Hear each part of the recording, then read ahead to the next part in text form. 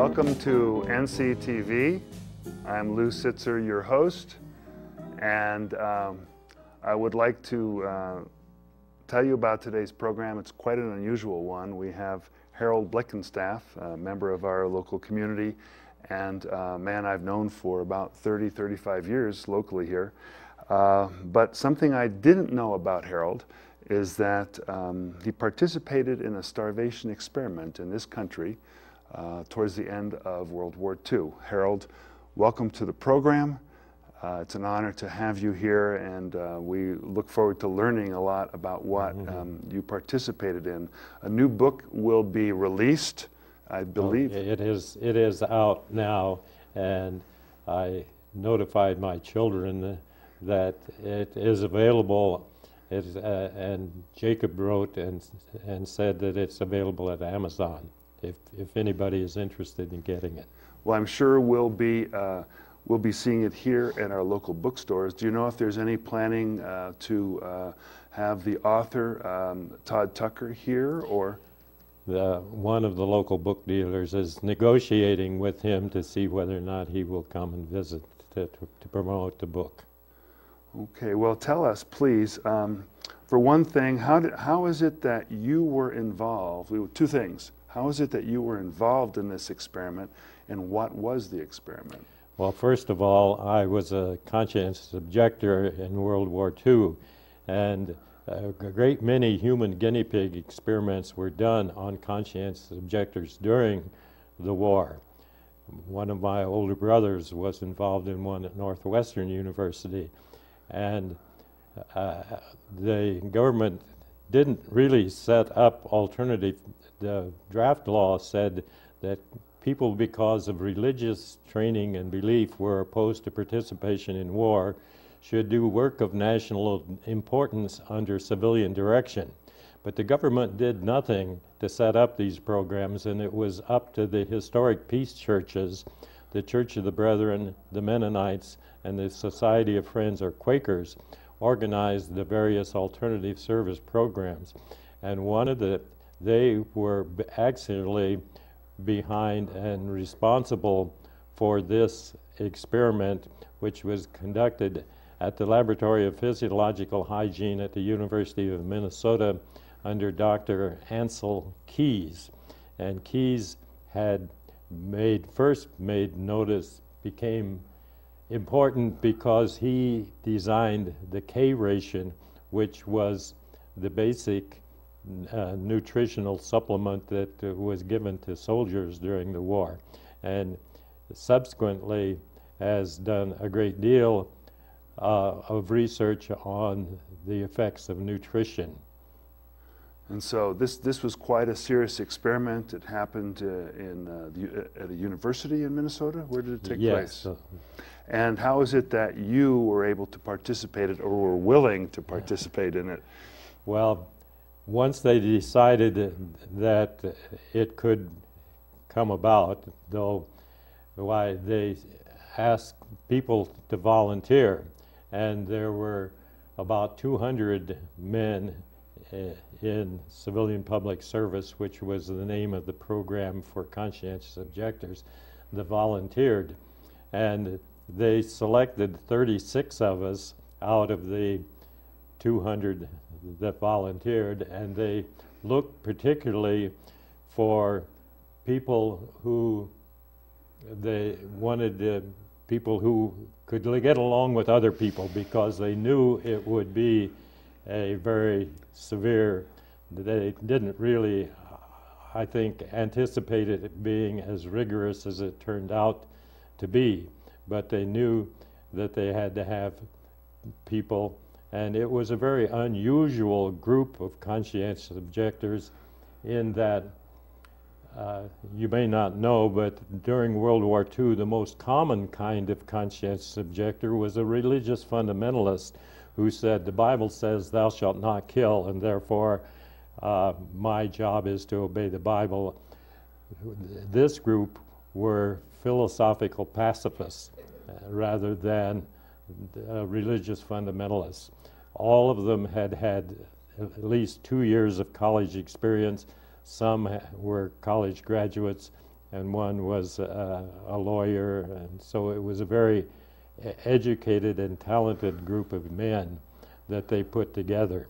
So you're saying that I think it was a group of about 36 in size? There were 36 to start with. And these men were not the religious fundamentalists. They were philosophical pacifists. Mm-hmm. All right, good. Now we've kind of got a fix on that. So, and also it was going to be difficult. I believe it's a year-long experiment. You were going to go through deprivation. You were going to get grouchy.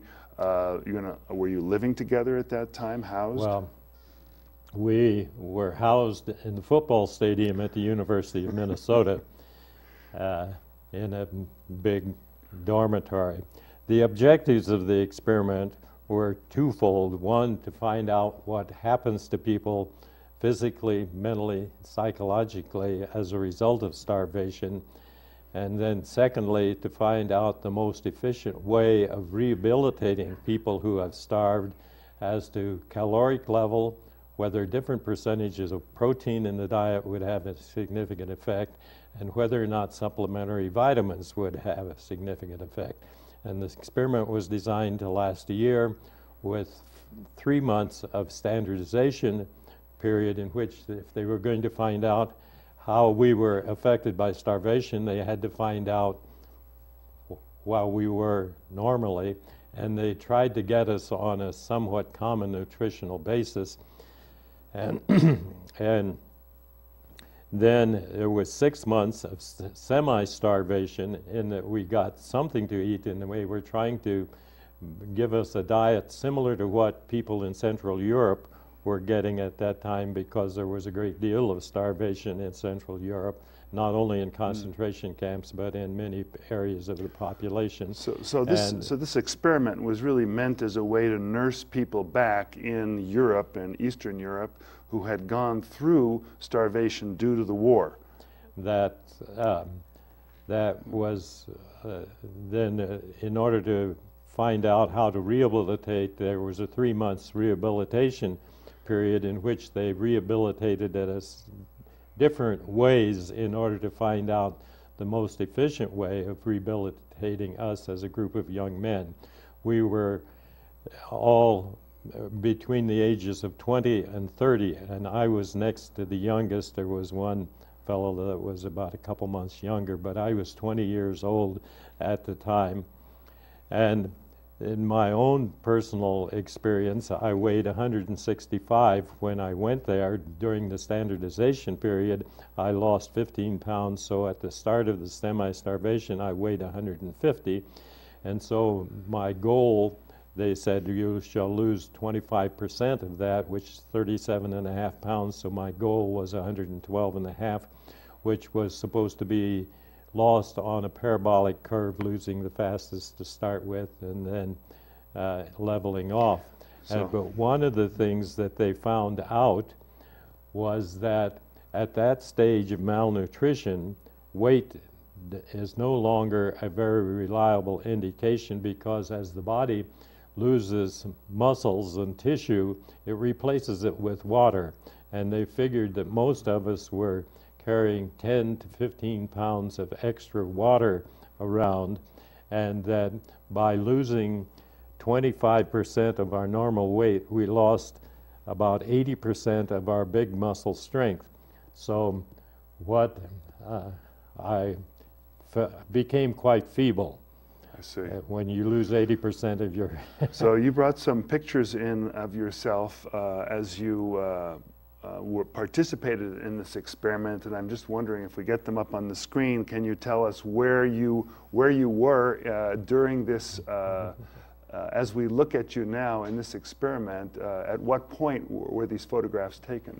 Well, this was very close to the end of the experiment, when I probably weighed maybe the 112 or so, like that. But I also suffered from edema, which means that there was extra water that would flow into your ankles, and your ankles would swell in the daytime, and at night it would flow back into your face, and you would have a puffy face in the morning.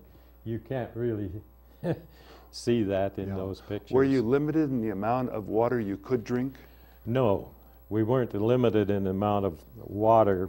And to start with, there was no limit on the amount of coffee or tea, but then most of us drank huge amounts, and so they decided to limit us to 10 cups a day, but you could drink much. What you could do is take 1 cup and dilute it, and so. But one of the things is filling one's stomach with water doesn't get rid of hunger. Well, I noticed that it's a way that a lot of people these days sort of try to fill up with water as a way to get rid of the sensations of wanting to eat something else. Well, likewise, to start with, there was no limit on chewing gum, but one of the things that one of the fellows did was chewed as many as 40 packs a day, and they found out that there are 5 calories in every stick of gum, and so they subsequently limited us to 2 packs, and they said, well, we'll just give you 2 packs of gum a day, because this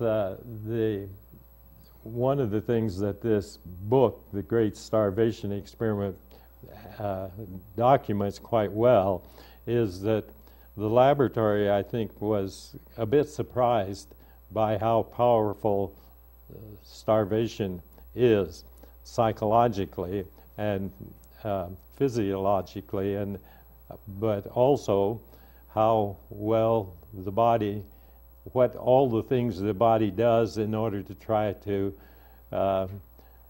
accommodate less food.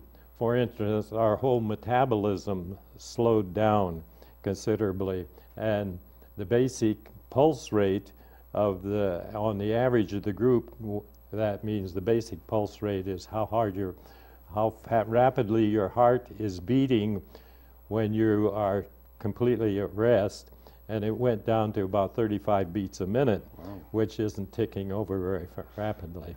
Imagine blood pressure also went down? I'm not sure of that. But the body does all kinds of things to adjust.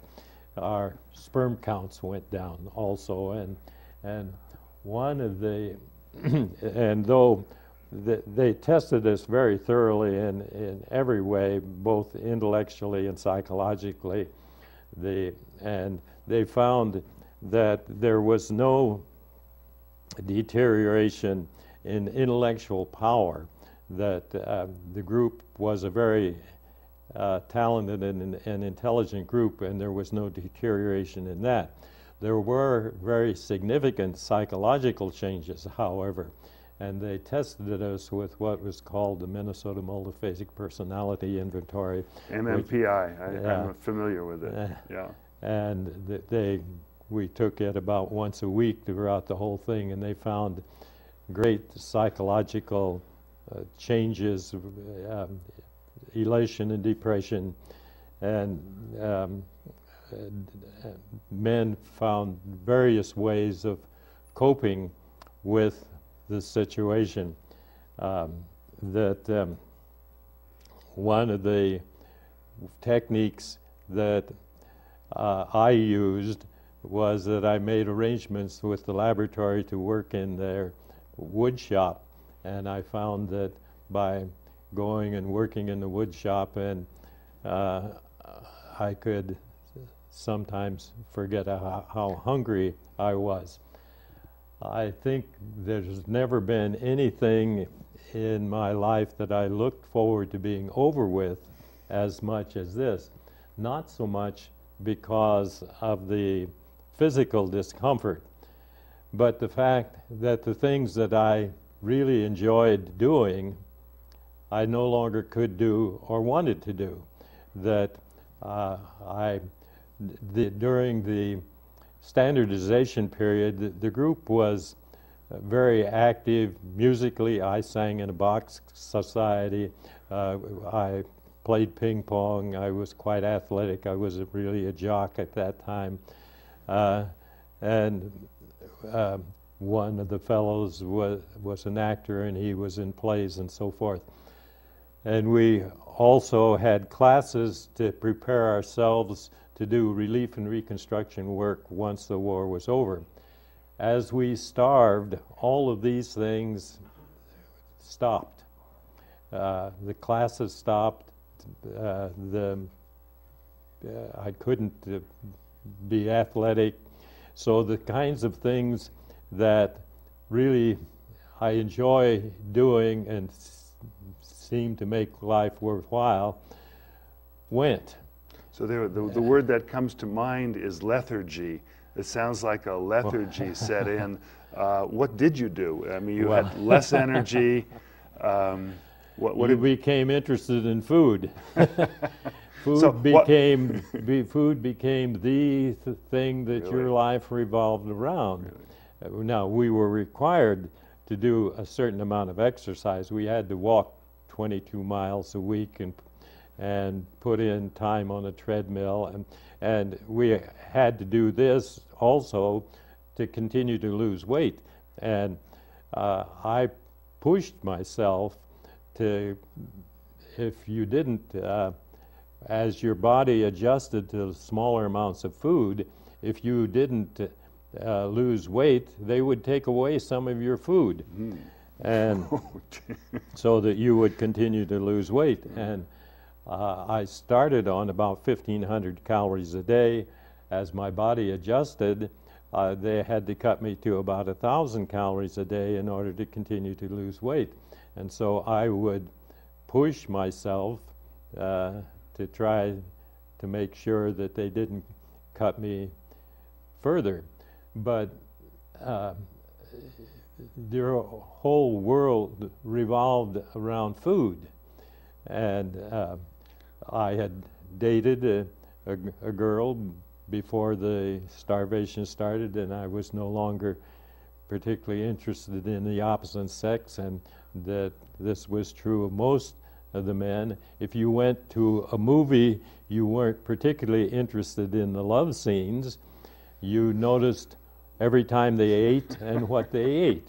If you walked downtown, you noticed every bakery, every grocery store, and even in Minneapolis, there are flour mills that put forth an odor, and even those smelled good. So food becomes the most important thing in your life. So during this year of experimentation, where you lived at in the football stadium primarily, your activities were confined to town, and you didn't have, I assume you weren't able to hold a job during this time. Oh, no, they gave us little jobs to start with around the laboratory, but after a while they didn't become insistent on that, and they took us away from any job that had anything to do with food, because they were trying to reduce the temptation. And at some time or another, about half of the men reported breaking diet. I never did. I never got to the place where I even debated it in my own mind as should I do anything, but in my own mind, walking by a bakery was kind of like walking by a bank, that it might be nice to have what was in there, but it was out of the question. So I have these pictures. I have these pictures of people in concentration camps who are looking like you did, quite thin, and yet we knew that in concentration camps, those were work camps. Those people were expected to do heavy labor for long hours, and of course many of them died doing that, I'm sure. And also some of them died from what they ate when they got out too, because one of the things they warned us when we were eventually free to eat on our own, because we were not close to being rehabilitated at the end of the 3 months of rehabilitation, because rehabilitation takes much longer than that. And they warned us, don't go out and eat apples. because your body has stopped producing the enzymes that are necessary to digest apples. And one of the fellows ignored that and went out and ate a whole apple pie, and they had to take him to the hospital and pump his stomach, or they said it would have killed him. Well, that kind of thing did happen to people who had been starved. Now, during the rehabilitation period, they divided us into 4 different caloric levels, starting only with about 2,000 calories, 24, 28, and 3,200 calories a day. And then those were divided into different percentages of protein, and then we all took pills, but half of us took placebos. In my case, I happened to be in the highest caloric group, so I got 3,200 calories a day. And then after about 6 weeks, they raised this all by about 1,000 calories a day in order to, because they found that those that were only getting 2,000 calories had no significant rehabilitation at all. In fact, some of them were continuing to get worse. And at the end of 3 months of rehabilitation, I was back up to only 135 pounds, which was far from being rehabilitated. And many of us did some rather ridiculous things because you have a craving for food that cannot be satisfied by having your stomach full. And I remember going out and going in one restaurant and eating a meal and getting up and going out and going in another one and piling some more in on top of it. But and most of us, as a result, once we were free to eat whatever we wanted, went overweight. I went up to about 205 pounds at one time, and rehabilitation is a much more long-term and difficult thing. So as the experiment concluded, I'm interested in the results and how they were implemented in Europe. Okay, one of the things that they found out that with us as a group of young men, about the optimum caloric level was about 3,000 calories a day, and the different percentage of protein and the supplementary vitamins had relatively little effect. And what this meant in regard to relief programs was that there was no point in trying to send in meat or something high in protein, but the caloric level, you could send in grain, wheat, rye, carbohydrates, and the body can take that and convert it to protein. And 3,000 calories a day, if a person is really starved, isn't going to satisfy the person's hunger. But that was about all that the body could take and assimilate. Additional food just goes into fat, which doesn't help one's rehabilitation or performance. So that was one of the very significant findings of the experiment that affected what was done in a way of relief in devastated areas following the war. It's also interesting that many of us did eventually participate in reconstruction in some way or another.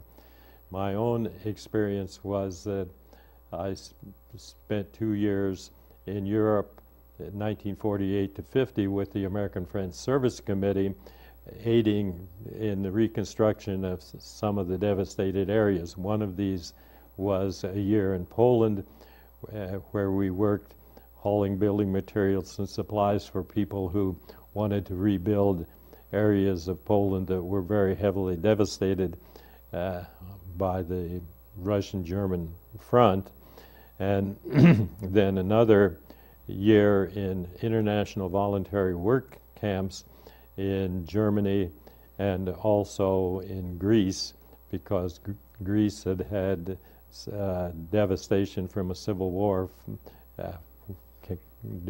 following World War II.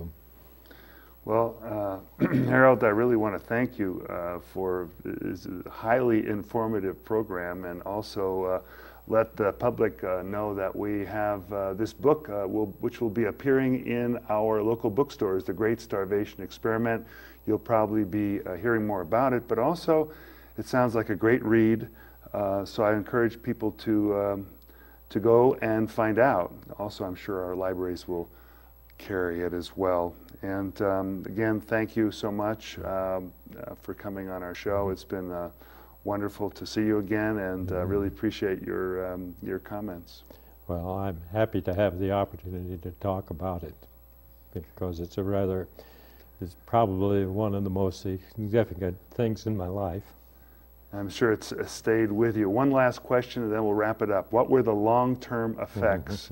What do you carry with you from it? And then we'll just have to cut.